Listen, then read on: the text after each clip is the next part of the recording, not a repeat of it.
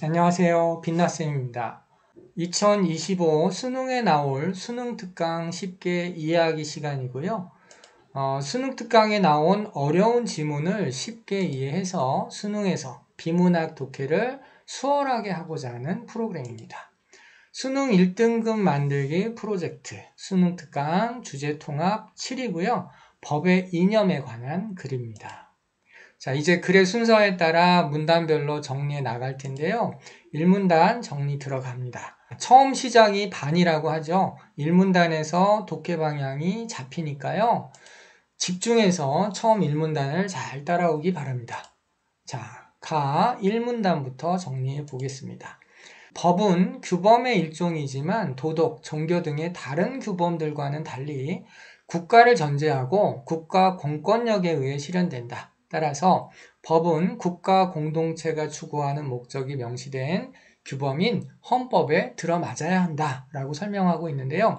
정리를 해보면 법은 도덕, 종교와 다른 규범이고 국가를 전제하고 있다. 공권력에 의해 실현된다는 점이 다른 점이라는 거야. 그래서 국가라고 하는 것은 헌법의 기본적인 이념과 맞아야 되기 때문에 헌법에 들어맞아야 된다라고 설명하고 있는 겁니다. 자, 두 번째, 또한 법의 내용은 이상적인 법이 갖춰야 하는 성질인 법의 이념에도 부합해야 되는데 독일의 저명한 법학자 라드 브루에 의하면 법의 이념은 정의, 한목적성, 법적 안정성이라는 세 가지 요소로 이루어져 있다라고 얘기했다는 건데요. 정리해보면 법은 이상적인 법이 갖춰야 할 성질, 법의 이념에 부합해야 된다라고 하면서 법의 이념이라는 개념을 설명해주고 있어요. 여러분들이 이 법의 이념이라는 개념이 이 글에서 제일 중요한 핵심 개념이기 때문에 이 말을 잘 이해하고 가야 되는데, 자, 어쨌든 이상적인 법이 갖춰야 할 성질이라는 거고, 독일의 라드부르흐라는 법학자는 그것이 정의, 한목적성, 법적 안정성이라는 세 가지 요소로 이루어져 있다라고 이야기를 했다는 겁니다. 자, 이제 두 번째 문단으로 넘어가겠습니다. 자, 정의란 무엇인가? 이제 그 정의, 한목적성, 그 다음에 법적 안정성 이 세 가지 중에 첫 번째 정의가 무엇인지 설명하고 있는데 사회를 구성하고 유지하는 공정한 도리다라고 설명했습니다. 자, 이러한 정의는 다시 평균적 정의와 배분적 정의로 구분해 설명하는데, 자, 평균적 정의는 모든 인간을 대등하게 대하는 것이다 라고 했고, 배분적 정의는 각 개인의 특성에 상응하여 같은 것은 같게, 다른 것은 다르게 다루는 것이 정의라고 파악하는 것이다 라고 설명하고 있습니다. 그런데 이 부분은 이제 예시가 없다 보니까 개념적으로만 설명하고 있으니까 좀 여러분들이 이게 무슨 말인지 잘 와닿지 않을 수 있어요. 그런데 이제 이런 부분들을 잘 이해하기 위해서는 요게 이제 보통은 문제에 이런 이제 평균적 정의와 배분적 정의의 사례들이 제시되어 있거든요. 그래서 문제와 연결시켜서 여기를 좀 이해하고 넘어가는 게 좋은데요. 여기서는 그런 이제 사례가 잘 안 나와 있으니까 선생님이 예를 들어 좀 설명을 하자면, 평균적 정의라는 것은 예를 들어 살인을 저지르는 범죄가 일어났다. 그러면 모든 인간은 그 살인에 대해서 대등하게 벌을 받아야 된다라는 거고요. 배분적 정의는 그런데 개인의 특성에 상응해서 같은 것은 같게 다른 것은 다르게 다루는 것이라 했는데 살인을 저질렀다 하더라도 어떤 사람은 미성년자고 어떤 사람은 성인이다. 그러면 미성년자는 미성년자와 같게, 성인은 성인과 같게 그 개인의 특성에 상응해서 다루는 것이 정의다라고 설명하고 있는 겁니다. 자, 이제 세 번째 문단으로 넘어가겠습니다. 세 번째 문단은 당연히 한목적성에 대해서 설명하겠죠. 정의만을 기준으로 삼아 이상적인 법의 내용을 파악하는 데는 한계가 있다. 그래서 법의 내용이 배분적 정의에 부합하는지를 판단하려면 같음과 다름을 판별하기 위한 기준이 필요한데 정의는 그 기준을 제시하지 않고 있다는 거예요. 그래서 정의의 한계에 대해서 얘기하는데 같음과 다름이라는 배분적 정의의 기준을 제시하지 않고 있다는 겁니다. 자, 그래서 배분적 정의의 판단 기준을 파악하는 데 필요한 게 한목적성이다 라고 하면서 그것도 법의 이념의 하나로 인정된다. 그럼 법에서 얘기하는 법의 이념에서 말하는 한목적성이라는 것이 뭐냐? 그것은 목적을 실현하기에 적합한 성질을 뜻하는 것이고 입법뿐 아니라 재판에서 고려되어야 하는 이념이다 라고 하면서 한목적성에 대해서 설명하고 있는데요. 정의의 판단 기준이 되는 거고 입법뿐만 아니라 재판에서도 고려되어야 하는 그러한 법의 이념의 성질이다 라고 설명하고 있습니다. 그러면 한목적성은 법의 목적 자체는 정해져 있음을 전제로 하고 있는 거고 법의 목적은 결국 국가 공동체가 추구하는 목적과 가치관에 따라 결정된다. 이러한 가치관은 한목적성 이념과 정의 이념을 연결시킨다라고 했는데 어쨌든 이 가치관이라고 하는 것은 헌법이라는 말로도 연결할 수 있어야 됩니다. 국가 공동체가 추구하는 목적과 가치관을 제시하고 있는 게 사실 헌법이거든요. 그래서 한목적성은 목적 자체가 정해져 있음을 전제로 하고 국가가 추구하는 목적과 가치관에 맞아야 한다라고 설명하고 있는 글입니다. 자, 이제 네 번째 문단으로 넘어가면 이제 법적 안정성을 설명하겠죠. 그 법적 안정성의 필요성에 대해서 얘기하는데 정의와 한목적성만으로는 부족하다. 왜냐하면 법의 이념이라고 하는 것이 이 세 가지 요소로 구성되어 있다라고 얘기했던 걸 기억하고 있다면 어렵지 않게 이해할 수 있는 글입니다.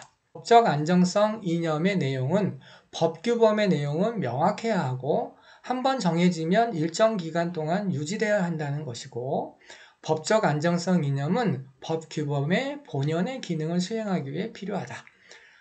법은 규범의 일종이므로 다른 규범들과 마찬가지로 사람들이 어떤 행위를 하거나 하지 않게 하는 동기를 부여해야 하기 때문이다 라고 설명하고 있는데 여기가 조금 이해하기가 어렵죠?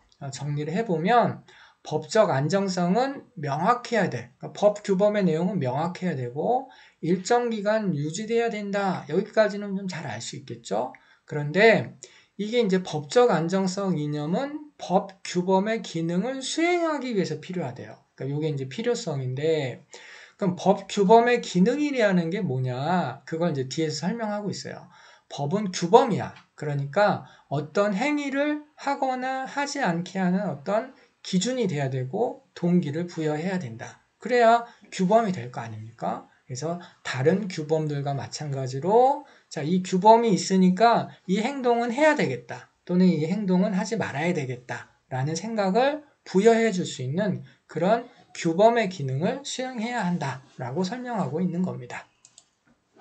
자, 그런데 법규범의 내용이 불명확하면 법대로 행위하고 싶어도 법을 따를 수 없고 법대로 행위를 했는데도 행위 기준이었던 법규범이 금세 바뀌어버리면 법은 개인의 행위에 대한 동기부여를 할 수 없게 된다라고 설명하고 있는데 요건 앞에서 설명했던 행위의 동기부여가 되는 법규범의 기능에 대해서 좀 더 자세하게 한 번 더 설명해 준 거라고 생각하면 되겠고 자, 법적 안정성은 법규범의 기능을 수행할 수 있도록 행위의 동기부여가 돼야 된다라고 설명하고 있는 글이었습니다. 자, 이제 다섯 번째 문단. 법의 이념을 구성하는 세 가지 요소를 살펴봤는데 이들은 상호 보완적인 관계를 가진다라는 거예요. 하지만 때에 따라서는 서로 충돌할 수도 있는데 이게 중요하겠죠. 이 경우에 각 요소들의 필요성을 비교해서 더 중요한 요소를 실현시켜야 된다. 그러니까 서로 충돌할 수도 있다. 그러면 필요성을 비교해서 더 중요한 요소를 실현시켜야 된다라는 얘기죠. 자, 예를 들어 설명합니다. 국회에서 법률이 제정된 경우 일정 기간 동안 적용하는 것이 그렇죠? 법적 안정성에 부합하지만 그 내용이 정의롭지 못하거나 헌법이 추구하는 목적에 저촉되면 다시 말해 헌법에 저촉되면 이게 이제 법의 한목적성이죠. 거기에 맞지 않으면 효력을 상실해야 된다. 그러니까 법의 안정성을 유지하는 것보다 정의롭지 못하거나 헌법에 맞지 않는 것 그것이 더 중요한 거니까 그럴 때는 그 법의 효력을 상실시켜야 된다라고 설명하고 있습니다. 또한 동일한 범죄를 저지른 자들에 대해 그 범죄에 상응하는 형벌을 부과하는 것이 정의에 부합하고 공동체의 안전 유지라는 목적을 달성하는 데도 도움이 되지만 개선될 가능성이 높은 사람에게는 형벌보다는 교육을 통해 정상적인 삶을 살 수 있게 해주는 것이 우리 국가 공동체가 추구하는 목적에 부합한다고 볼 수 있다라고 설명하고 있는데 이것도 이제 예시죠. 동일 범죄를 저지른 자에게 동일 형벌을 부과하는 것이 평균적 정의, 그쵸? 한목적성에 맞는 거야. 그런데 개선될 가능성이 높은 사람, 다시 말해 개별적인 특성이 좀 다르다면 이건 교육을 하자는 거죠. 아까서 얘기했던 것처럼 이 친구가 미성년자라면 개선될 가능성이 높은 사람이라고 보고 어떤 처벌보다는 교육에 더 치중을 해서 정상적인 삶을 살 수 있게 해주는 것이 배분적 정의에 맞고 한목적성에 맞다. 그렇다면 배분적 정의를 더 중요시 해야 된다라고 설명하고 있는 글입니다. 자, 이게 주제 통합 글이다 보니까 가글과 나글로 나눠져 있는데요. 이번에는 나글에 대해서 정리를 해봅시다. 그런데 이제 가와 나글이 법의 이념이라는 큰 틀에서 서로 연결되어 있기 때문에 주제 통합 지문이라고 하는 거죠. 자, 첫 번째 문단을 정리해 보겠습니다. 당사자들 사이에 다툼이 생겼을 때 법적 절차에 따라 분쟁이 해결돼야 하는 인간관계를 법률관계라고 하면서 이제 법률관계에 대해 설명했어요. 법적 절차에 따라 분쟁이 해결돼야 하는 인간관계다. 근데 그 중에서도 특히 하면서 강조하고 있는데 개인들 사이의 재산관계나 가족관계를 민사법률관계라고 한다. 그래서 이제 민사법률관계에 대해서 설명하고 있는데 개인들 사이의 재산관계나 가족관계를 민사법률관계다라고 설명하고 있습니다. 자, 그러면 이제 민사법률관계에 적용되는 규범은 당사자들이 합의로 정하는 것이 원칙이다. 따라서 계약이 원칙적인 규범이 되고 법은 계약으로 정해지지 않은 내용에 대해서만 규범 역할을 한다. 그러니까 민사법률관계에서 적용되는 규범의 가장 원칙은 계약이라는 거예요. 근데 이제 계약으로 정해지지 않은 내용에 대해서만 법이 규범 역할을 한다라고 얘기를 했는데 가에서도 규범에 대한 얘기를 했죠. 자, 이 규범이 있어야 어떤 행위를 해야 되고 어떤 행위를 하지 말아야 되는지에 대한 어떤 동기부여가 된다라고 했었죠. 그 규범이 민사법률관계에서는 계약이 그 규범 역할을 하고 계약으로 정해지지 않은 부분에 대해서만 법이 규범 역할을 한다라고 설명을 하고 있는 글입니다. 다만 민사법률관계이더라도 사회를 구성하는 기본적인 인간관계와 관련된 법률관계나 당사자들 중 일방을 보호할 필요가 있는 법률관계에서는 법이 계약을 대신하여 원칙적인 규범으로 적용된다. 자, 이 말은 무슨 말이냐면 사회를 구성하는 기본적인 인간관계와 관련된 법률관계, 요거는 좀 특별해서 또 일방을 보호할 필요가 있는 법률관계, 요 두 가지 경우는 좀 특별해서 계약을 대신해서 법이 원칙적인 규범을 한다는 거예요. 앞에서는 민사법률관계에서는 계약이 원칙적인 규범이고 법은 정해지지 않은 내용에 대해서만 규범 역할을 한다고 했는데 요 기본적인 인간관계와 관련된 법률관계나 일방을 보호할 필요가 있는 법률관계는 계약을 대신해서 법이 원칙적인 규범 역할을 한다는 거예요.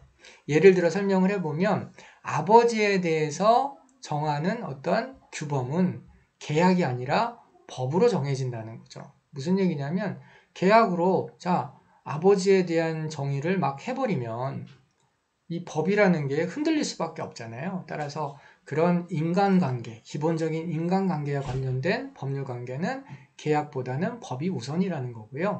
또 일방을 보호할 필요가 있는 법률관계 같은 경우는 주인과 세입자가 있다면 세입자를 더 보호할 필요가 있는 일방이라고 보는 거예요. 그래서 그를 보호해주는 세입자를 보호하는 어떤 특별한 법률이 정해져 있는데 그 법이 계약보다 원칙적인 규범이 된다라고 설명하고 있는 글입니다.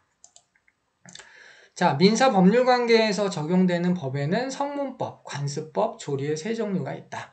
가장 먼저 적용되는 법은 성문법인데, 그래서 성문법을 설명하는데 성문법은 문서의 형태를 갖추고 있다. 뭐 이 정도는 여러분들이 익히 알고 있을 거고요. 그 다음에 법률에 정해진 절차에 따라서 국가기관이 제정한 법규범이다.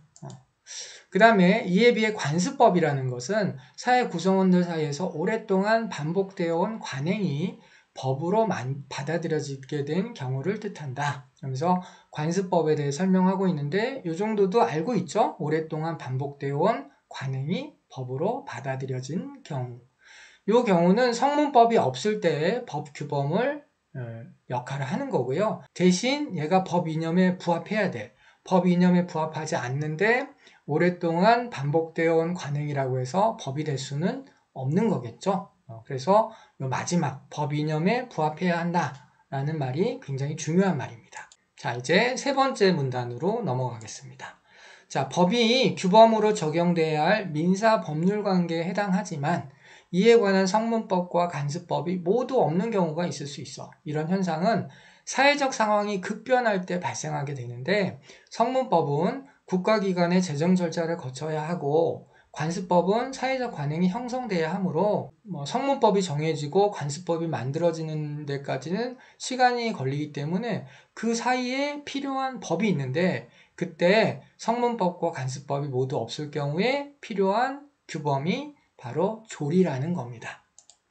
이처럼 성문법과 관습법이 모두 없는 상황이면 조리라는 법규범이 적용된다. 조리의 의미에 대해서는 여러 가지 견해가 있는데 사회 통념 또는 법의 일반 원칙이라고 파악하는 것이 일반적이다. 따라서 조리는 문서나 관행이 없어도 법으로 인정될 수 있는 거야. 그러니까 조리가 법으로 인정되려면 사회 통념, 법의 일반 원칙에 맞아야 된다라고 얘기를 하고 있는데 이 말은 앞에서 우리가 이해했던 법의 이념에 맞아야 된다라는 말과 동일한 말이구나 라고 여러분들이 생각하고 추론하면서 읽었어야 됩니다. 자, 다음은 네 번째 문단으로 넘어가겠습니다. 조리가 법으로 적용된 사례의 예로서 제사용 재산을 상속받을 사람인 제사 주재자 결정에 관한 사건을 들 수 있다라고 얘기하면서 예를 들고 있는데요. 제사용 재산은 조상의 무덤과 그 주변의 선산을 뜻한다. 망인의 자녀들이 이제 죽은 사람의 자녀들이 상속인인 경우 모든 자녀들이 이게 평등하게 상속받을 수 있는 일반적인 재산과는 달리 제사용 재산만은 한 사람이 물려받게 할 필요가 있다. 왜냐하면 여러 명에게 분할되어 버리면 더 이상 제사용 재산으로서의 역할을 할 수 없게 돼. 그러니까 이제 여러 명에게 분할했는데 일부가 그걸 팔아버리면 그게 이제 제사용 재산으로 사용될 수 없게 되는 거죠. 그래서 한 사람에게 물려줄 필요성이 있다는 거예요. 성문법인 민법은 평등 상속 원칙에 대한 예외 조항을 두어 제사용 재산은 제사를 주재하는 상속인인 제사 주재자가 단독으로 전부 물려받도록 하고 있다라고 되어 있는데 다만 민법에는 이런 제사 주재자의 의미에 관한 조항이 없어요. 이거는 아까 우리가 확인했던 기본적인 인간관계에 관련된 그런 내용이에요. 그러니까 제사 주재자를 누구로 할 것이냐, 아버지는 어떤 사람을 아버지라고 할 것이냐, 이런 것들은 기본적인 인간관계에 대한 법인데 그게 이제 민법에는 없다는 거죠. 그러면 이 제사 주재자가 누구인지에 관한 분쟁은 관습법을 적용해서 해왔다는 거예요. 그러나 최근에 제사 주재자 결정 기준으로 적용되던 관습법이 그 효력을 잃어버렸대. 따라서 조리를 적용하여 제사 주재자를 정하고 있다라고 했는데 자 여기서는 관습법이 효력을 잃었다라는 말을 읽을 때 이 생각이 떠올랐어야 돼요.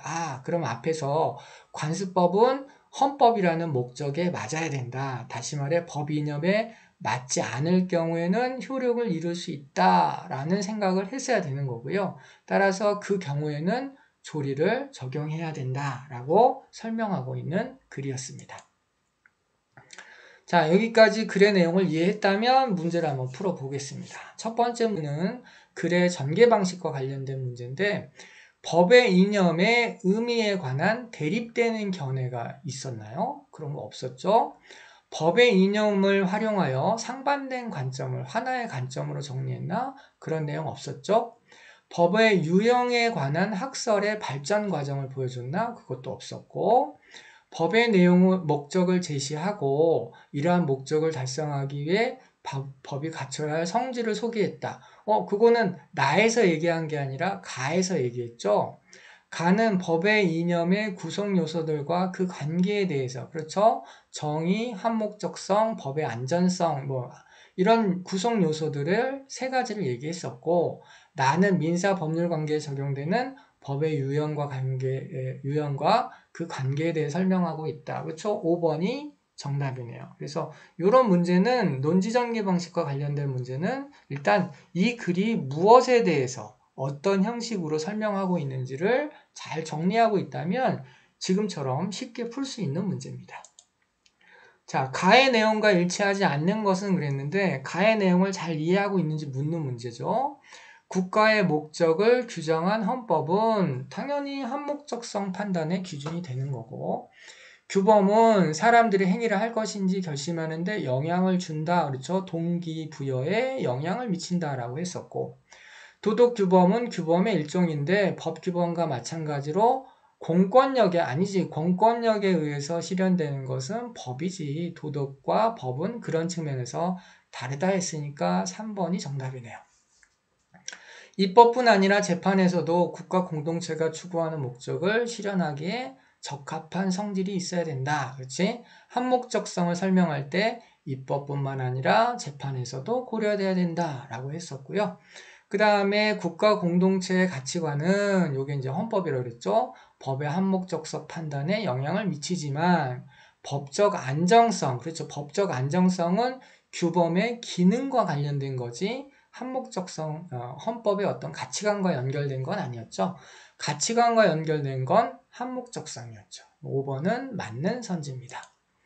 자, 이번에는 나에 대해 이해한 내용으로 가장 적절한 것 그랬는데 법이 민사법률관계에 대한 규범으로 적용되려면 문서의 형태를 갖추고 있어야 된다? 아니죠. 민사법률관계에 대한 규범은 성문법도 되고 관습법도 되고 조리도 된다고 했으니까 1번은 맞지 않고 2번 제사 주재자 결정은 사회를 구성하는 기본적인 인간관계와 관련된 법률관계에 해당한다. 그쵸? 제사 주재자라는 것은 인간관계와 관련된 법률관계니까 2번이 맞네요. 그 다음 3번 당사자들 중 일방을 보호할 필요가 있는 민사법률관계에서는 계약이 원칙적인 규범이 아니라 법이 원칙적인 규범이라 했었고 법을 적용해야 하는 상황에서 성문법의 내용이 사회에서 형성된 관행의 내용과 다르면 조리가 규범이 된다 그랬는데 아니죠. 일단 성문법, 관습법, 조리 중에서는 성문법이 우선이죠. 성문법이 없을 때 관습법이 적용되는 거고 성문법이나 관습법도 없으면 조리가 규범이 되는 거니까 그 우선순위를 이해하고 있다면 4번은 틀린 선지. 5번 사회를 구성하는 기본적인 인간관계와 관련하여 당사자들 사이에 다툼이 생겨도 법적 절차에 따라 분쟁이 해결되지 않는다? 아니죠. 요거는 민사법률관계에 해당하는 거고 그것은 성문법, 관습법, 조리에 따라 해결된다 했으니까 5번도 틀린 선지가 되겠네요.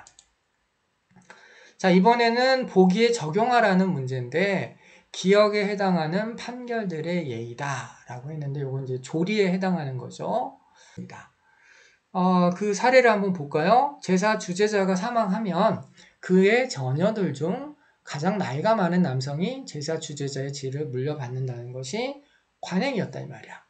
그런데 이런 관행에 따라 분쟁해 왔는데 대법원은 2005년에 자녀에게 인정되는 지위와 권리를 아들에게 우선적으로 인정하는 관행은 양성평등 원칙에 저촉된다. 그런데 2008년에는 원래 주재자가 사망하면 그의 자녀들이 협의로 새로운 제사 주재자를 정해야 하지만 협의로 정할 수 없으면 전과 마찬가지로 가장 나이가 많은 남성이 새로운 제사 주재자가 되어야 한다고 판결했어요. 이것은 사회 통념과 전통을 근거로 제시했다라고 했는데 사회 통념에 해당하는 것은 조리와 관련된 거고 이 전통이라고 하는 부분은 관습법과 관련된 것을 근거로 제시했다는 얘기입니다. 자, 대법원은 2023년에 제사 주재자 결정에 관한 협의가 성립하지 않으면 원래 제사 주재자의 자녀들 중 가장 나이가 많은 사람이 제사 주재자가 되어야 한다고 판결했다.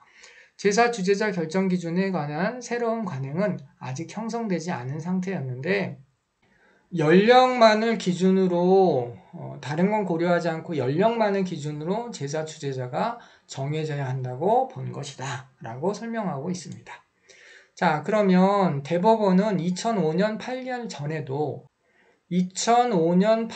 전에도 제사 주재자는 성문법으로는 정해져 있지 않지만 관습법으로 정해졌고 법의 이념 중 법적 안정성이 다시 그 관습법이 유지되고 있었으니까 안정성이 실현되고 있었다고 볼 수 있겠고요. 대법원 2005년 판결은 관습법에 대해서도 법의 이념이, 여기서 법의 이념은 양성평등이라는 법의 이념에 맞지 않으니까 이 관습법은 폐지돼야 된다라고 얘기했다는 거죠. 그 다음에 대법원의 2008년 판결은 협의에 의한 결정이 조리의 내용임을 보여주는 것이겠군. 자, 2008년에는 원래 제사 주재자가 사망하면 그의 자녀들이 협의로 새로운 제사 주재자를 정해야 한다라고 했으니까 그게 조리의 내용임을 보여주는 것이라고 할 수 있습니다. 왜냐하면 2005년에는 이 관습법 자체가 폐지됐으니까 성문법도 관습법도 없으니까 조리가 적용되고 있는 거라고 봐야 된다는 거죠. 그 다음 4번 대법원의 2023년 판결은 배분적 정의라는 이념이 조리보다 우선돼야 된다. 배분적 정의라는 이념이 조리보다 우선 적용해야 되는 법 규범이다. 이런 내용은 전혀 어디에도 없었죠. 이 글 어디에도 없었죠. 배분적인 정의라는 것은 이념이지 법 규범이 아니죠. 그렇죠? 그래서 조리보다 우선하여 적용된 법 규범이 됐다라는 말은 틀린 말이네요. 그 다음 5번 대법원의 2008년 판결과 대법원의 2023년 판결은 모두 제사용 재산을 한 사람이 물려받게 한다는 점에서 한목적성을 반영한 것이다. 그렇죠? 한 사람에게 물려줘야 된다라고 하는 것은 성문법으로 정해져 있다고 앞에서 이야기를 했었죠. 성문법에서는 제사 주재자가 단독으로 전부 물려받도록 하고 있다라는 것은 성문법으로 정해진 거고 지켜지고 있는 내용이다. 이런 얘기입니다. 자, 오늘도 법률에 대해서 공부를 해봤는데 어쨌든 법률에 대해서 여러분들이 잘 이해하게 되었다면 오늘 공부 잘 한 겁니다. 자, 모두 고생했고요. 다음 시간에 또 만나요.